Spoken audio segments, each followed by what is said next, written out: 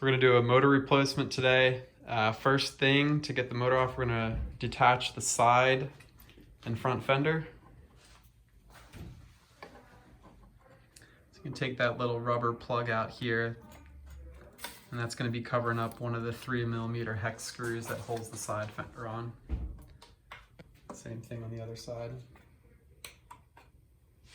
Usually use a pair of pliers or razor blade to get that out. And then the second screw is going to be right below the side fender here. And that's going to be a 3mm hex to remove these.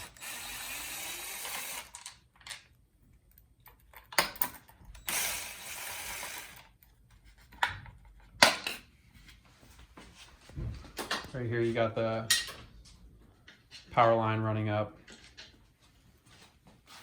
through to the controller.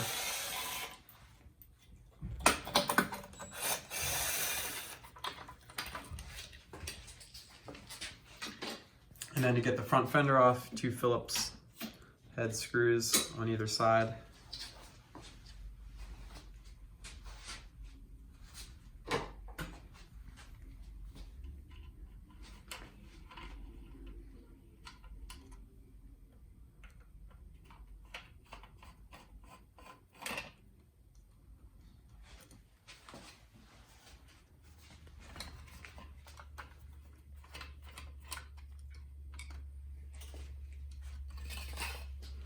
That slides right out.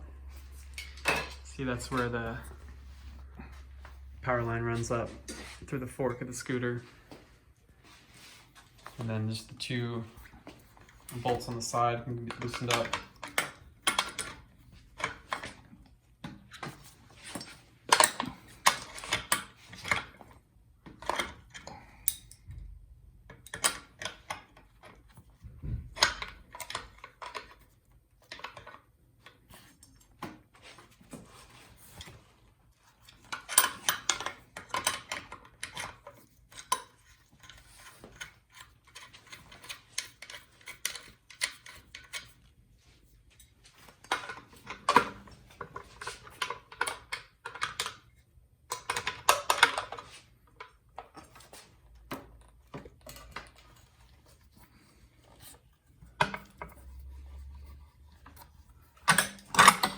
Once you have those off, the motor will drop right off. Once you have the motor off, we're going to come through and remove all of the stem screws because we need to get to the controller to fully remove and disassemble the motor. That's going to be your T25 Torx bit.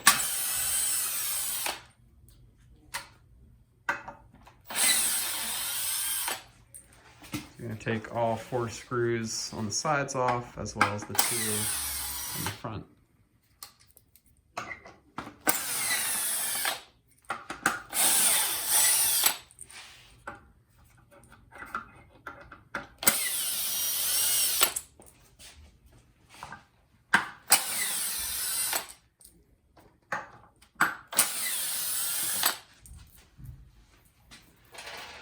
And once you have those off, the whole front stem of the scooter will slide off, exposing the controller. And these are all the connectors that lead from the motor up to the controller. So we're going to need to disconnect all of these to completely remove the motor.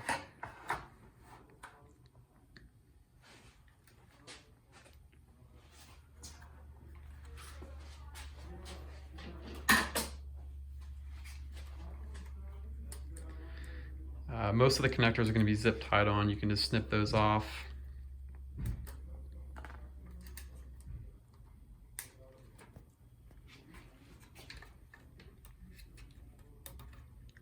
Just be careful when you're handling these. You don't want to pull out any of the wires from the Molex connectors.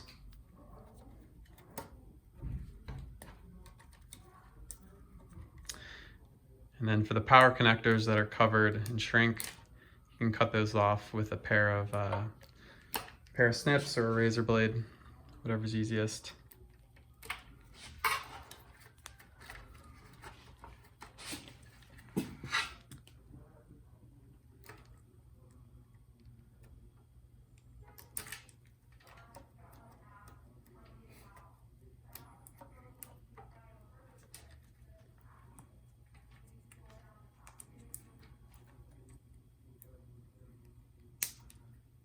Once you have that peeled off, you'll be able to pull off the 2 bullet connectors. Let's give that a nice tug.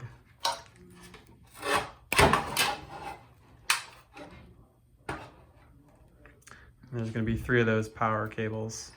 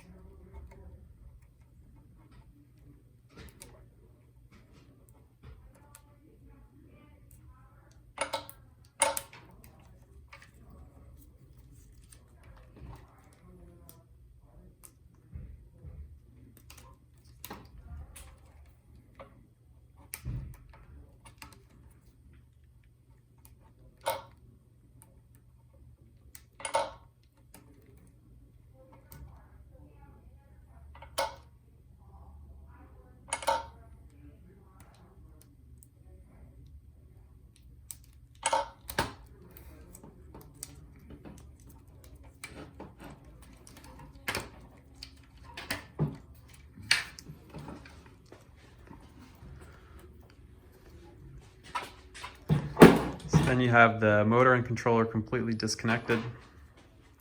And then we can begin to remove the motor here.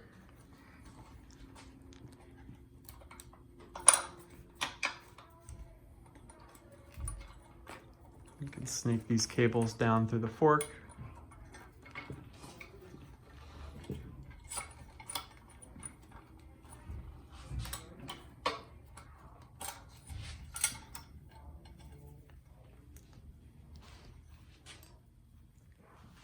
And so what we're going to do here, we're actually going to keep the brake line that runs to the back of the scooter to the fender. We're going to keep that intact because we can use that same brake line to run up through the new motor instead of replacing the whole brake line. It's usually a little bit faster.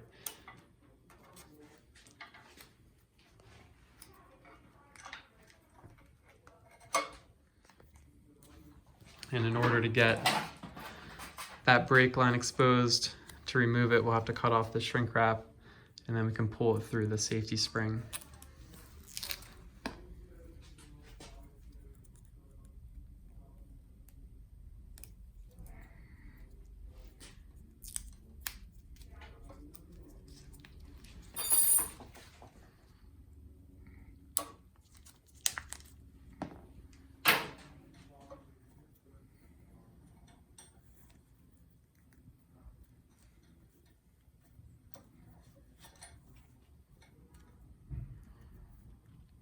So just push the end of that brake line through the spring.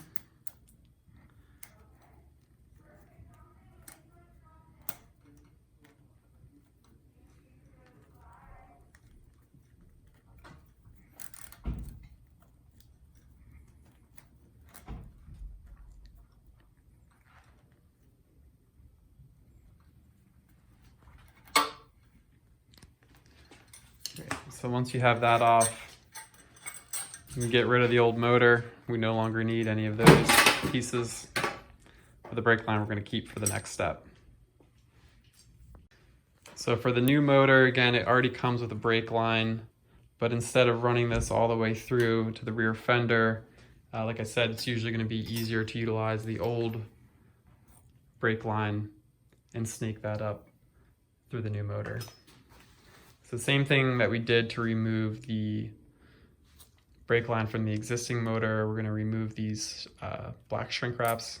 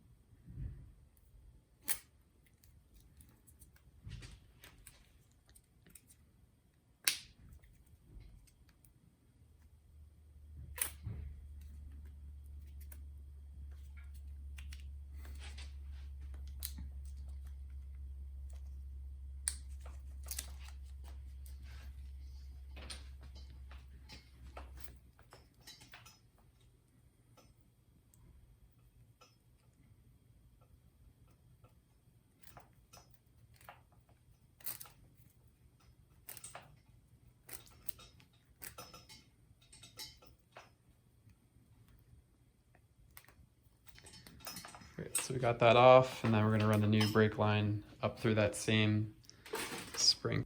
All right, so once we got that old brake line out, we can put the new one in.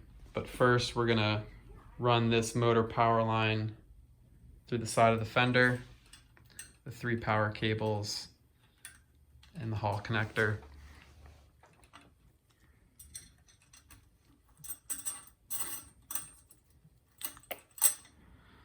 And then what we're gonna do is we're gonna take that brake line and run it through that spring, just like we took the old one off.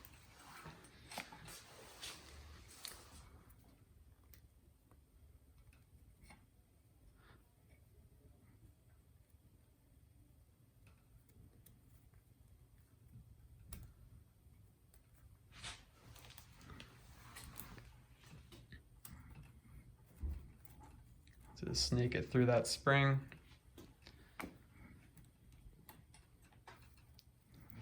And that brake line actually runs all the way back through the bottom of the scooter to the rear fender. That's what lights up this tail light. So it's usually easier, instead of replacing that whole cord, to just take the old one and run it through the spring and keep that intact. Once you have that brake line through the spring, we're gonna run the whole assembly up through the fork, including the 3 power connectors, the hall connector, and the brake tail light.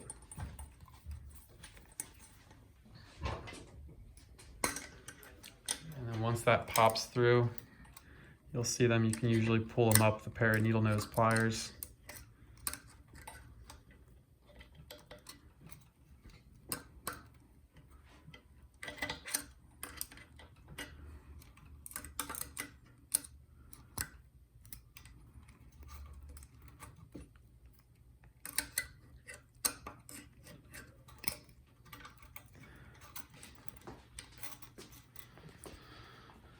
Alright, so everything's up through the front of the fork.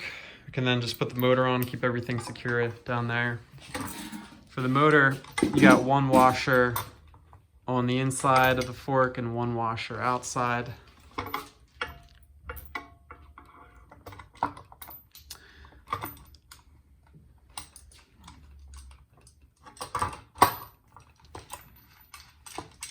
And once you got that in place, you can just hand tighten those bolts for now.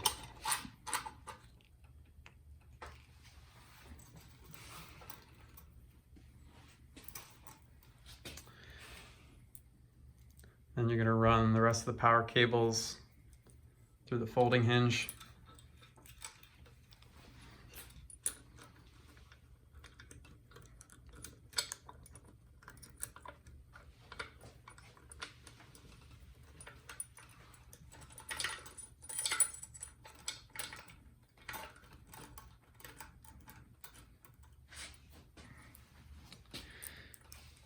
And once those are up, we'll reconnect everything to the controller. If you also needed to replace the controller, we do have a separate video for that, but it's essentially the same process. At this point, you could actually pull the controller out and replace it if you wanted to, but since it's in working condition, we're going to keep it. One thing to be mindful of if you do replace the controller, there is a black wire here that leads from the controller. This needs to be pressed in to a little groove here in order to have the controller slide all the way out. So you might actually want to do that when you're putting the motor in, just to make it a little bit easier. You can pull the whole controller out and get it up to the motor connections. That might be helpful for you.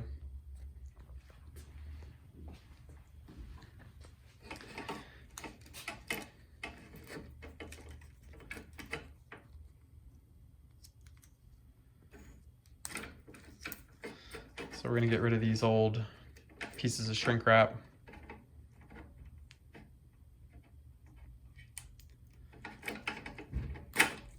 If you have shrink wrap at home, you can always use it again during the new motor installation.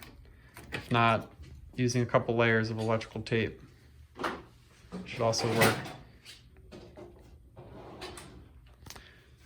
Yeah, these motor lines are all color coded, so you know exactly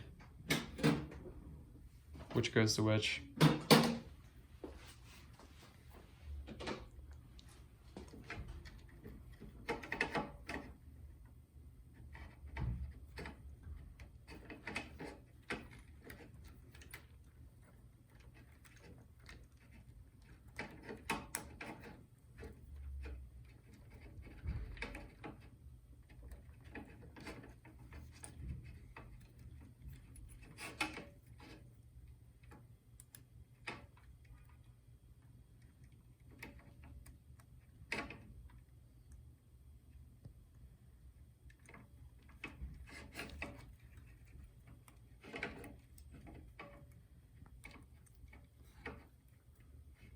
Other way.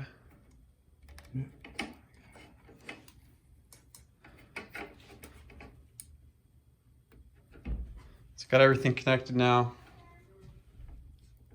It's your hall sensor that leads from the controller down to the motor, rear tail light line, and the 3 power connectors.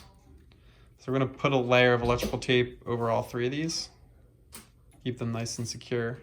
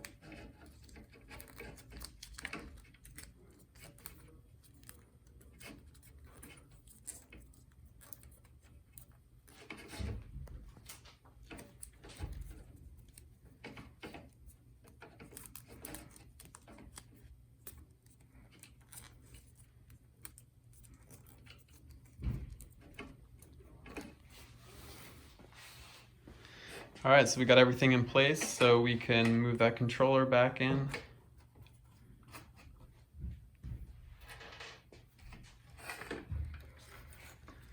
I just put 1 screw in to start, just to keep that in place.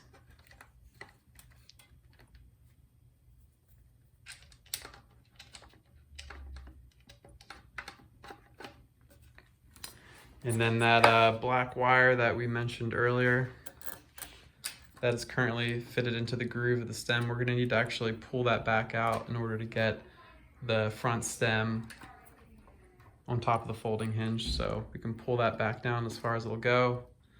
And once we got all that in place, then we can go ahead and reinsert the stem, scooter up as high as we can go, and then put this over the folding hinge and slide that down into place. Just want to make sure that none of those wires get pinched up underneath.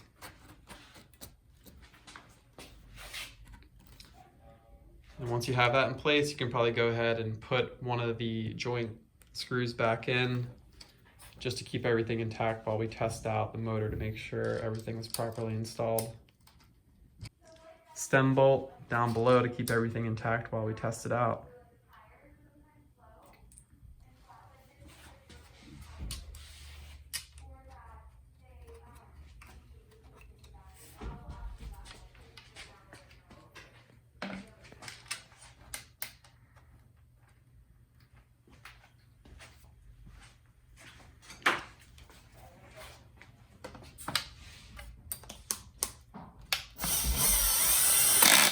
That front fender back on. That's going to keep all these wires out of the way of the moving wheel. It's going to be a little bit tricky, but you just want to line up the fender, go one by one.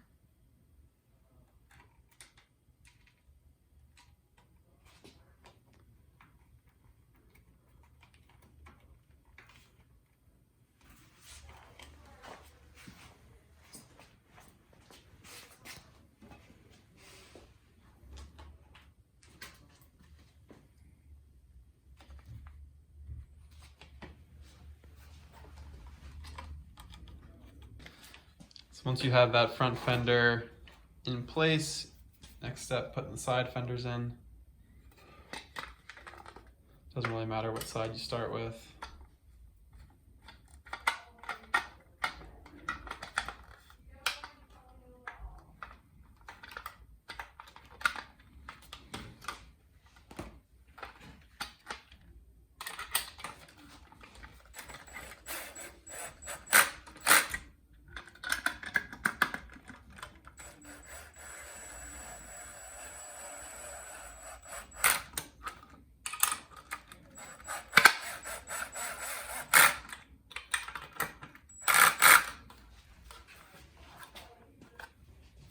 Same thing on the other side.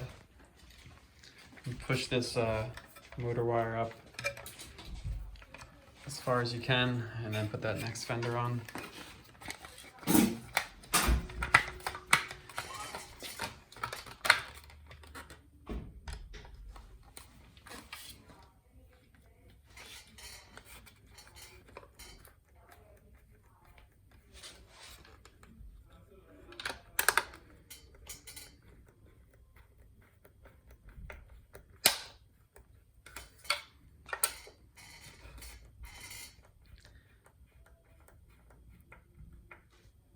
Once these are both tightened, you're good to go.